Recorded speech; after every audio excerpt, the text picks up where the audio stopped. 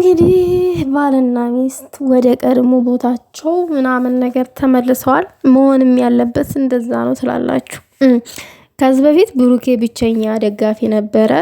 ከሚስቱ ተለይቶ አርሰናል ነበረ የሚለው የሆነ ወቅትም ቅማምዬ ጥያቄ አቅርባለን ነበረ። የሰርግ ቀን አርሰናል ኳስ ጨዋታ ቢኖርህ ምን ታረጋለህ ሲባል ተወዘጋግቦ ነበረ ያለፈው ማለት ነው ቤተሰብ።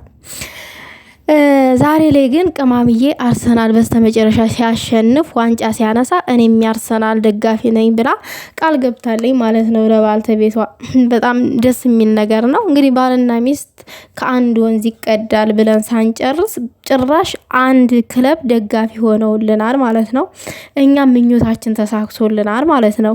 እና ብሩኬ ደግሞ ደስታውን መቆጣጠር አቅቶታል። ከትናንት ጀምሮ እንኳን ደስ አለህ አማቼ፣ ደስታችን ነው ከሚባለው በላይ እኔም ደስ ብሎኛል።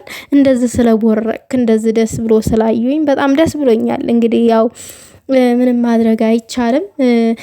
እየተሸነፋችሁ ማለት አርሰናል ዋንጫ አይበላም መቼም ቢሆን ስትሉ ስትጎርሮ የነበራችሁ ተቃጠሉም እያለ ነው ብሩኬ። ደጋግሞ እስክሴኒ ቆንጆ እያለም እየጨፈረ ነው። እና ደስ የሚል ነገር ነው።